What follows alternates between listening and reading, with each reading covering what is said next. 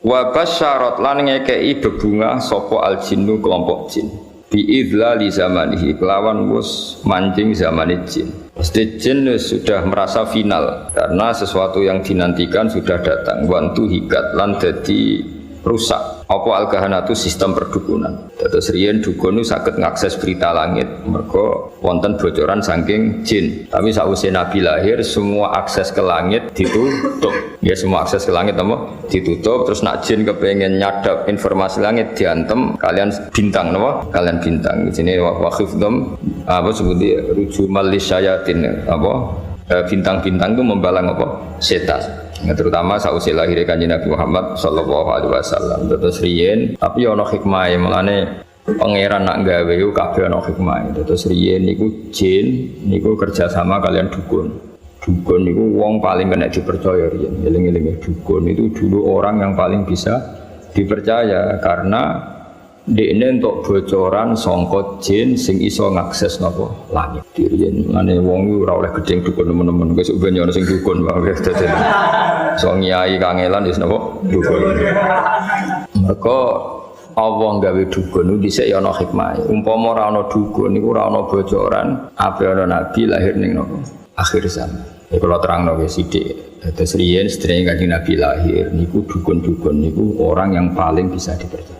Mergi saged ngakses langit lewat perewangan apa jin. Jin iso ndelok ning langit. Nak ning Lauh Mahfuz iku suatu saat ana wong sing jenenge Muhammad. Wonge lahir ning Mekah ngene.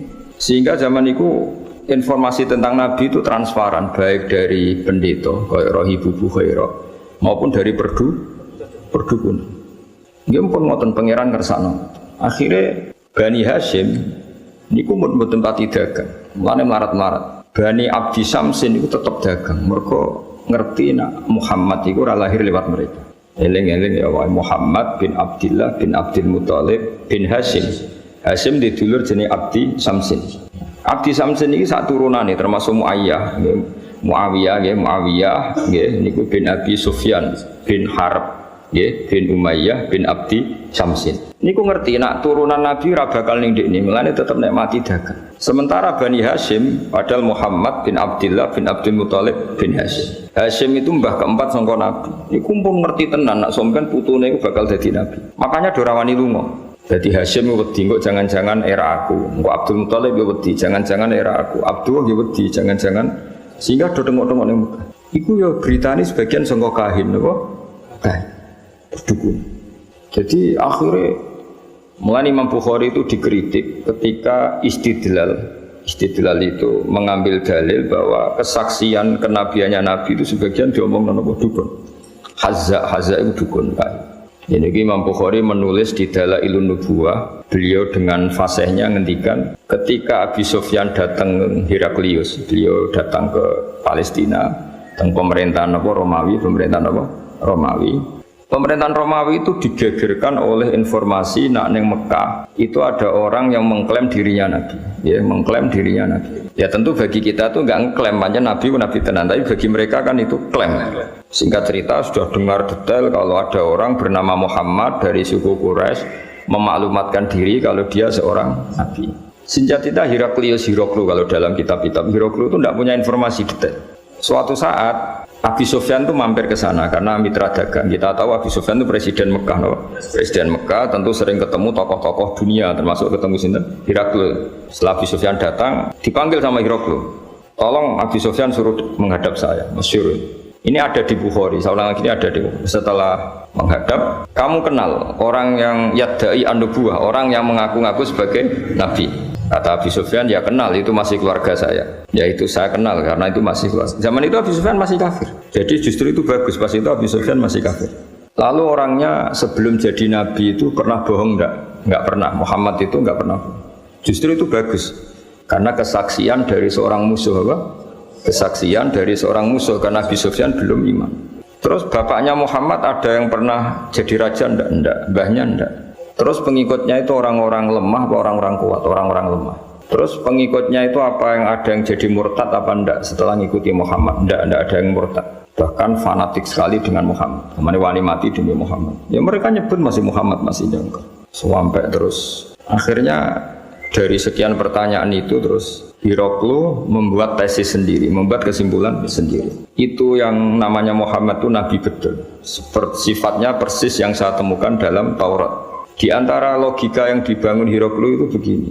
Kenapa saya tanya bapaknya raja atau enggak? Andai kan bapaknya Muhammad seorang raja, pasti saya komentari rojulun yatlubu mulka abihi. Dia adalah orang yang punya gerakan karena dia ingin jadi raja lagi kayak bapaknya. Jadi kanjeng Nabi bagaimanapun dakwah itu kan bikin gerakan sosial. Ya, yang namanya dakwah itu dalam kacamata sosial kan tetap dianggap gerakan apa? Sosial. Dan itu kalau bapaknya raja berarti apa? Rojulun yatlubu mulka abihi. Dia bikin gerakan gitu supaya jadi raja lagi kayak bapaknya, kayak mbah-mbahnya.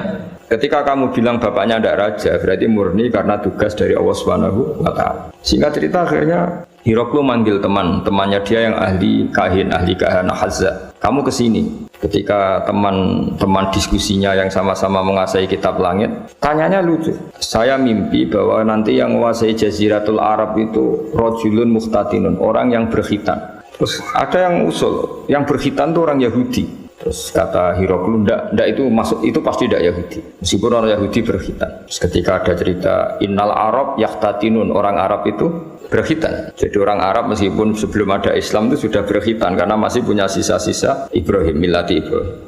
Akhirnya Hiroklu iman. Saat itu dia komentar, kalau saya ketemu Muhammad latajassamtu ilah, dan saya kalau ketemu dia wala ghasaltu qadamaihi, pasti meneh dak wajahi sikile tak umbah. Niku jari sinten Hiroklu. Itu juga berdasar kahana. Sehingga Imam Bukhari itu dikritik ketika bagaimana mungkin beliau menceritakan dalailun nubuwah kemudian menyitir omongane ahlul kahana. Nah tentu terus Imam Bukhari dibela sekian ulama, termasuk pembelaan semua ulama adalah zaman itu kahana masih orisinil. Zaman itu kahana masih orisinil dan orang memang mencari-cari Muhammad juga berdasar kahana. Jadi kamane nubuwatu Muhammad iku arafahal fasik wal fajir was soleh wat toleh, bahwa kenabian Muhammad adalah pendeta yang ngerti kayak roh Ibu Bukhairah, paham ya? Wong Yahudi yang ngerti, dukun nggih ngerti, saking populernya berita itu di langit, dan langit zaman itu bisa diakses jin. Jin terus menginformasikan kepada kahana, paham ya? Jadi benar. Tapi terus sistem ini hilang setelah lahirnya Kanjeng Nabi Muhammad sallallahu alaihi wasallam. Tapi ya ono hikmah ya tadi, andaikan enggak ada kahanah yang jadi muqaddimah diutusi Nabi, orang enggak cukup punya informasi tentang Nabi. Ya terus ribet toh, misalnya Nabi maklumatkan aku Nabi ku apa? Sing untuk perintah ke Jibril ku sapa? Kan panjang. Beda nek orang Yahudi Yahudi kenal Jibril, kenal Mikail, paham ya? Roh Ibu Bukhairah ya kenal Nabi akhir zaman. Sehingga wong kabeh diskusi tentang Nabi akhir zaman.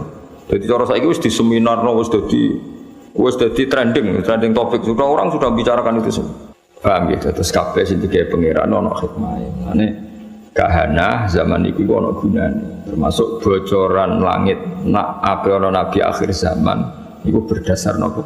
Kahana. Mane Imam Bukhari ngebabkan dalailun nubuwah niku termasuk komentari ahlul kahana. Paham ya? Tapi kahana sebelum itu, sebelum ada pemutusan hubungan langit.